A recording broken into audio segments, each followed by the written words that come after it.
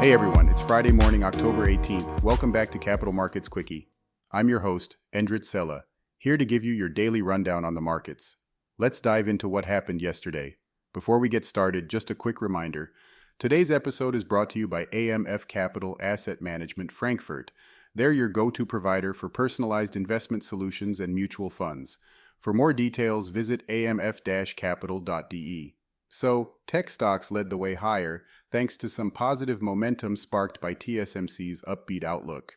That helped ease worries about AI chip demand and lifted chip giant Nvidia to an intraday all-time high. On top of that, strong retail sales data reinforced the idea that the U.S. economy is still chugging along. The Nasdaq rose just over the flat line, while the Standard & Poor's 500 dipped slightly below it after briefly touching an intraday record. Meanwhile, the Dow Jones was up around 0.4%, hovering near its own all-time highs. Now, TSMC, the contract chip maker for Apple and Nvidia, really impressed with its earnings. It posted a whopping 54% jump in quarterly profit, beating Wall Street estimates, and raised its revenue forecast for 2024 amid surging AI demand. That reassurance helped the market shake off worries that had lingered after ASML's more cautious sales outlook earlier in the week.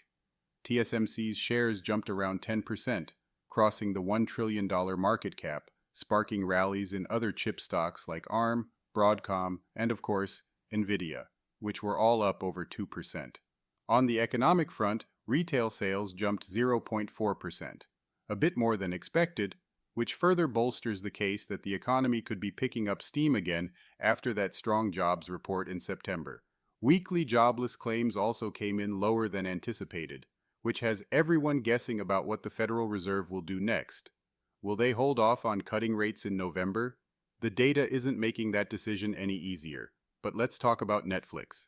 After the bell, Netflix delivered some stellar third-quarter earnings, boosting the stock 4% in after-hours trading. The streaming giant beat both earnings and revenue estimates.